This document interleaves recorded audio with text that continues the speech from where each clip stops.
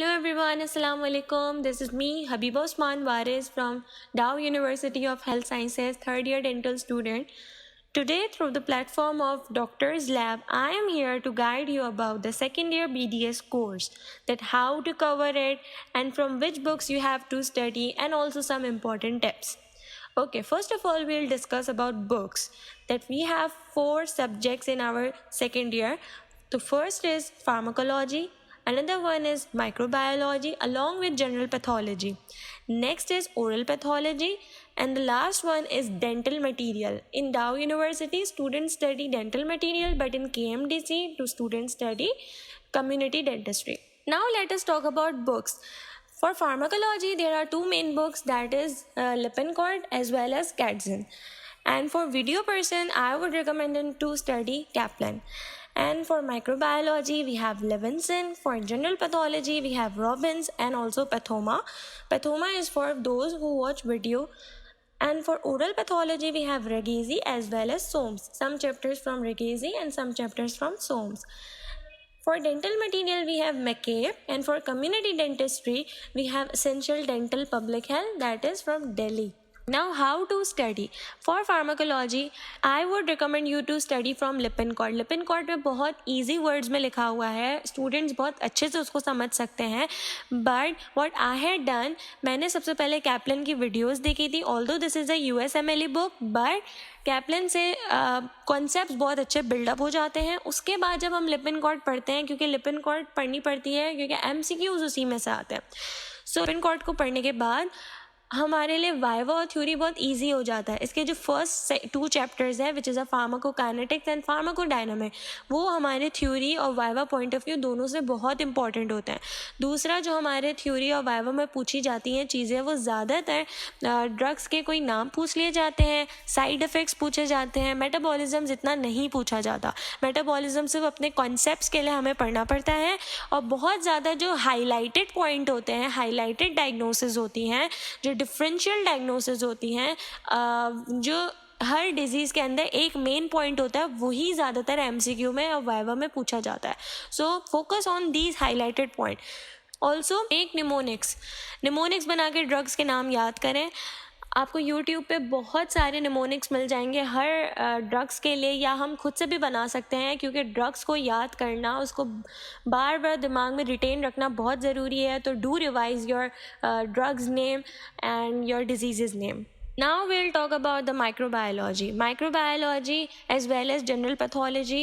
50% microbiology आता है और 50% general pathology आता है. First we'll talk about the microbiology, that is from Levinson.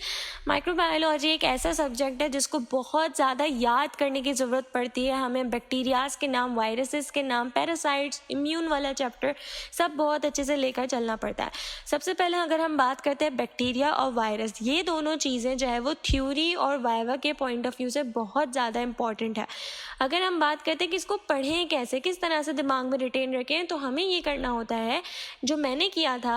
मैं आपको भी यही रिकमेंड करूँगी कि डिफरेंसेस बनाकर उसे याद करें. आप तमाम बैक्टीरियाज को उसके डिफरेंसेस की तरह से याद करें, उनके कैरेक्टरिस्टिक्स, उनकी ट्रांसमिशन, उनकी पैथोजेनेसिस, उनकी लैब डायग्नोसिस, उनकी ट्रीटमेंट, सब बैक्टीरियाज और वायरस को कॉलम्स बना के उसके डिफरेंसेस की तरह से याद करें.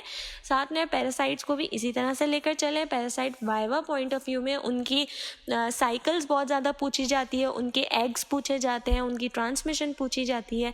और इम्यूनोलॉजी का जो यूनिट है उसमें बहुत बेसिक चीज़ें पूछी जाती हैं, तो उसके बेसिक्स पे बहुत ज़्यादा फोकस करें और हर किसी के कैरेक्टरिस्टिक पॉइंट को याद करें. अगर हम बात करते हैं जनरल पैथोलॉजी की, तो जनरल पैथोलॉजी के लिए teacher would recommend you to study from Robbins. Robbins की एक बड़ी बुक भी होती है और एक शॉर्ट बुक भी होती है. बड़ी बुक के अंदर डायग्राम्स अच्छी हैं, बट वही सारा मटेरियल शॉर्ट रॉबिन में भी दिया हुआ है. So go for short one, क्योंकि रिवाइज करने का इतना टाइम नहीं होता, because we already have a microbiology along with general pathology. So I would what I have done, I had study from Pathoma.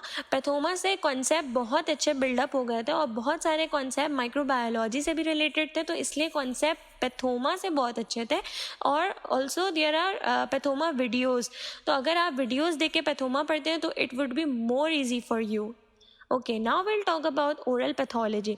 Oral pathology रेगेजी से और सोम से अलग अलग चैप्टर्स आते हैं। ओरल पैथोलॉजी को पढ़ने का तरीका ये होता है कि उसके अंदर भी हर डिजीजेज, हर लीजन्स की सेम हेडिंग्स होती हैं। तो what you should do is to make notes, make sticky notes, make your notes in your journal. What I have done is make sticky notes and stick on the same page of the lesion. Like सबसे पहले clinical features आप देखें, उसके अंदर से सिर्फ characteristic point जो उसकी डिफरेंशियल डायग्नोसिस होती हैं वही आपसे पूछी जाती है, पूरे पूरे पैराग्राफ नहीं पूछा जाता। तो focus on these differential diagnosis, सबके अंदर से एक कैरेक्टरिस्टिक पॉइंट निकालें और उसको अच्छे से याद करें। सबसे ज़्यादा थ्योरी पॉइंट ऑफ व्यू से red lesion, white lesions, pigmented lesion, verrucous lesion and most important chapter is abnormality, जो आपका लास्ट चैप्टर होगा रेगेजी का, बहुत इंपॉर्टेंट है। सोम्स के चैप्टर्स बहुत इंपॉर्टेंट है, dental caries, pulpitis, periodontium, periodontal diseases, ये सब बहुत ज़्यादा इंपॉर्टेंट होते हैं। Other chapters are also important, but जिनके मैंने नाम लिए हैं वो बहुत ज़्यादा इंपॉर्टेंट होते हैं। दूसरी बात ये, अगर हम वाइवा पॉइंट ऑफ व्यू से देखते हैं तो बहुत ज़्यादा वाइवा में जो चीज़ पूछी जाती है वो इनकी हिस्टोपैथोलॉजी होती है। हिस्टोपैथोलॉजी के अंदर हर किसी के अंदर कैरेक्टरिस्टिक पॉइंट होता है, वो बहुत ज़्यादा पूछा जाता है। हर चैप्टर की क्लासिफिकेशन बहुत ज़्यादा पूछी जाती है वाइवा के अंदर। दूसरी चीज़ें जो मैंने स्किप की हैं उन सबको ऑल्सो आप रीड करें, ऐसा नहीं है कि उन चीज़ों को छोड़ देना है, बट जिनको मैंने मेंशन किया है वो बहुत ज़्यादा इंपॉर्टेंट होती हैं। और अगर आप सबसे अच्छा तरीका आजमाना चाहते हैं तो नोट्स बनाएं, नोट्स बनाकर याद करें, क्योंकि एंड में रिवीजन के लिए बहुत ज़्यादा आसानी होती है। फिर हम बात करते हैं डेंटल मटेरियल की। डाउ यूनिवर्सिटी में डेंटल मटेरियल पढ़ाया जाता है सेकेंड ईयर के अंदर, तो और KMDC में कम्युनिटी डेंटिस्ट्री पढ़ाया जाता है।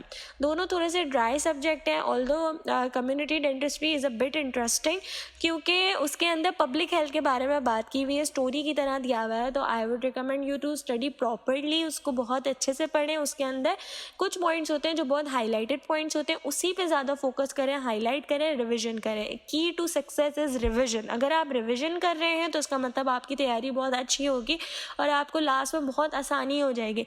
मेकेब में भी अगर हम डेंटल मटेरियल की बात करते हैं तो हमारे पास स्टार्टिंग के चैप्टर जैसे कि प्रॉपर्टीज़ हो गया, प्रॉपर्टीज़ बहुत ज़्यादा पूछी जाती है MCQs में। और फिर मेटल्स के चैप्टर्स हैं, कुछ इम्प्रेशंस के चैप्टर, रेजिन के चैप्टर, सीमेंट्स के चैप्टर और एंडोडोंटिक मटेरियल। एंडोडोंटिक मटेरियल तो बहुत इंपॉर्टेंट है डेंटल पॉइंट ऑफ व्यू से, क्योंकि उसमें प्रैक्टिकल की चीज़ें बहुत ज़्यादा बताई हुई हैं।